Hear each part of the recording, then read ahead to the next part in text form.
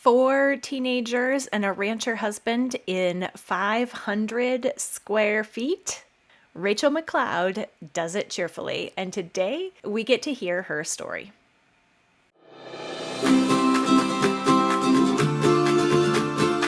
Welcome to the Simplified Organization Podcast, 15-minute conversations with real moms about managing our homes and family life cheerfully to the glory of God. We can actually enjoy housework and love being a homemaker when we focus on truth and work with gratitude. I'm Mystie Winckler. I write and podcast at simplyconvivial.com, and I run Convivial Circle, a community helping women to excel at homemaking and doing life cheerfully. Today, I'm joined by a longtime member of Convivial Circle, Robyn McLeod. Robyn was born and raised in the Nicola Valley in the interior of British Columbia. She's a fourth-generation ranch wife who, despite her best efforts, married a rancher, her high school sweetheart. They're in the final decade of raising their 4 kids, homeschooling them in a 500 square foot house while running the ranch and trying to grab those livable life moments that make it all worthwhile. Thank you so much for joining me today, Robyn. I'm really glad to be here. Thanks, Mystie. So now, do you know how long you've been a part of Convivial Circle, or do you remember what prompted you to join back at the beginning?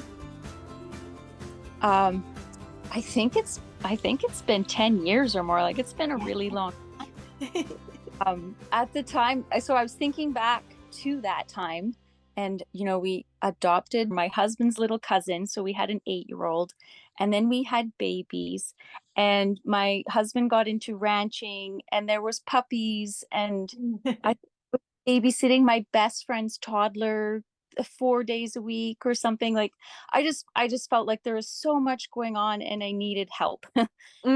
There's Fly Lady and Motivated Moms and several different books, but I felt what really pulled me to Simply Convivial was that you also spoke to my head and to my heart. Like, it wasn't just a job. I felt like there's just so much more to running a home than making it clean. Yeah. And I felt like it really spoke to that. And that's what really drew me in. Well, thank you. I'm glad for that. So you've done simplified organization community coaching a few times in those Yeah. 10 years, but what have been some of your biggest takeaways as you've worked through like all the iterations? It's changed a lot over the years, but what progress have you seen, or what's made the biggest difference? I think just the emphasis that you don't have to do everything all at once. You don't need hours at a time to get anything done. It's Right. just the baby steps, the iteration, the smile and start, the 10-minute transformations, just all of those teeny tiny things really, really do add up, especially when you're trying to do what feels like a million things at once. Yeah. Yeah. Especially when you have a lot of little people like you did there at Yeah. the beginning. Like there. Yeah. And I have friends who are like, oh, we're gonna get a better house, or gonna build a bigger house, or we're gonna move, and then everything is gonna be better. Mm, Would be wonderful to start from scratch, but you're still gonna be the same you, and you're still gonna have the same things going on. And it really just comes down to, like, the first 3 things you do every day and the last 3 things you do every night, and you just kind of go from there. yeah. All right. So morning and evening routine, baby steps. Yes. And then how have you seen that shift then over these years? You started with all littles, but they're not all little anymore. Yeah, they're all big now. Um, it has shifted in that I feel like my capacity has expanded. I now, um, I've organized some of my homeschool friends, like we meet up weekly now. I feel like I have things to offer other people. It's not just all about in what's going on in my home anymore. And that's really satisfying. Mhm. And yeah, I enjoy that a lot. Um, I've also been able to build on my routines. Like, it's not just the first three things anymore. There's other things I can do that are now going to make the next day better. And also, as my kids become teenagers, there's a lot more food involved. A lot of prep involved too. Are there other practices besides the evening and morning routines? I really like the weekly planning aspect. Mm. It's funny because my week never ever goes as planned.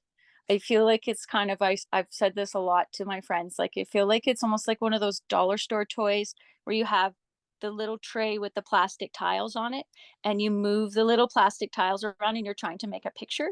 That's kind of how my weekly plan goes, where I know what I want to have happen, but this is the thing about ranching. This is another thing that drew me to your program, is that um, you just being organized is not about being in control. Mm-hmm. It's about being prepared. And when you have a ranch, cows get on the highway, pigs escape their enclosure, horses get stuck in the mud. There are calving problems. There are chicken problems. There are, just so many things, like so many fires. It always seems like I never get to do what I think I'm going to do that day. And so by having a weekly plan in place, or having an interval plan, or like these far reaching goals, I just have to, what I end up doing is moving around my plans, like those little tiles, or like, what is the game? The traffic jam game where you're trying to Yes. get the red car out. That's what I feel like I'm doing every week. And eventually, most of it, the most important things, gets done by the end of the week, and then I can iterate. I can look at last week and I can see what didn't get done and why, and I can try again, or I can decide maybe that doesn't need to happen. That's a great metaphor. I love that. Okay, so 500 square feet. Yeah. What tips do you have for tiny house living with an active family? I should say that it maybe is a little misleading, because I do have a lot of outbuildings. And so Sure. maybe my first tip is to have a really good storage space. Mm. If it's not being used every day, it doesn't belong in your house. Mm. Um, like all of my like not currently being used homeschool stuff, out of season clothing, anything seasonal, kitchen stuff that I don't use a lot but still need to have, I have that all in a storage container. So Yeah. having lots of storage helps. um I think putting relationships over how you think the house should look at all times is important, because everybody kind of has a way that they want to organize their stuff, or how they want to go about their day. And so you have to try and be flexible with that. We've also really tried to make sure everybody has a little nook. Like, I'm in mine right now. It's like I gave up having a dresser in my room so I could have a little armchair with, you can see the bookshelves behind me. Like, this is my little corner of the house. And I've tried to give each of my kids kind of the same thing, just somewhere where they can go. And even if all they do is pull a curtain across their bed, that's like their little spot. And they've got that at least. So those are some of the tips, I think, is just trying to provide what everybody needs, even if it's in a super small way. That's good. And then I'm sure, with everyone in and out a lot, that all the space is being used all the time. Yeah. A friend recently asked me if I wanted a dresser because she was moving, and she sent me a picture, and it was a beautiful dresser, but I have no wall space. So I turned it down. Like, yeah, every single bit. And even in the hallways, like, I have bookshelves that line my hallway. I have those, they're picture ledges, but I don't put pictures on them. That's where we put the books that we're using currently.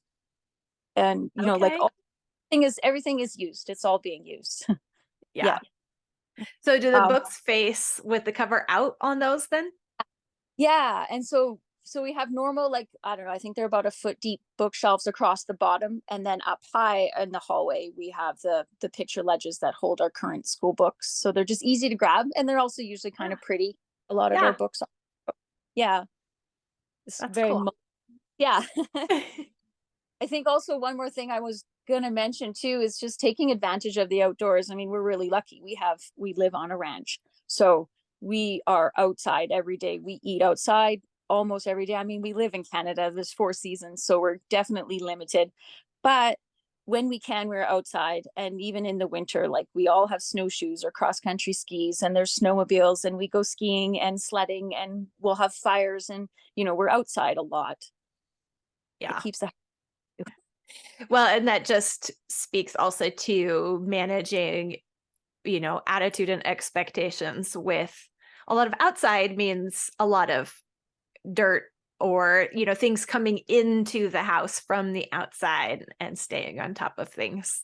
I vacuum. I have a little one of those battery vacuums, so I Mhm. vacuum my entry mats like once or twice a day, sometimes more depending on the weather. Yeah, it's kind of to try and keep it all there, or otherwise it makes its way across the kitchen. But when it's so small, it's, one of those It's super just quick tasks. absolutely. We lived in a house that was much, much bigger. When we lived in a different town, we lived further north, and it would just take me 1 hour just to vacuum one floor. I think maybe it was 2 floors, but it took me a whole hour to vacuum. And this one, I can vacuum the whole house in like 10 minutes. Well, thank you so much for coming on, Robyn, and sharing your encouragement and tips with us today. And It was my pleasure. that's it for this episode of the Simplified Organization Podcast. Join us for Home Management Boot Camp in 2024 with Simplified Organization Community Coaching. During this year-long program, we'll work through every area of home management so that we can organize our attitudes, streamline our homemaking, and work our plan. And yes, we will make a plan that we can work in the process. And we will do it all to the glory of God. We tackle our homemaking not so that our houses will be immaculate, but so that we can be faithful in the responsibilities that God has given us. Simplified Organization Community Coaching is included in enrollment in Convivial Circle. So go to simplyconvivial.com and click the green Enroll button to get started today. That's simplyconvivial.com and click the green Enroll button. Join Simplified Organization Community Coaching and let me help you organize your attitude and make personalized plans so that you are no longer overwhelmed or frustrated by normal life. Together, we will repent, rejoice, repeat.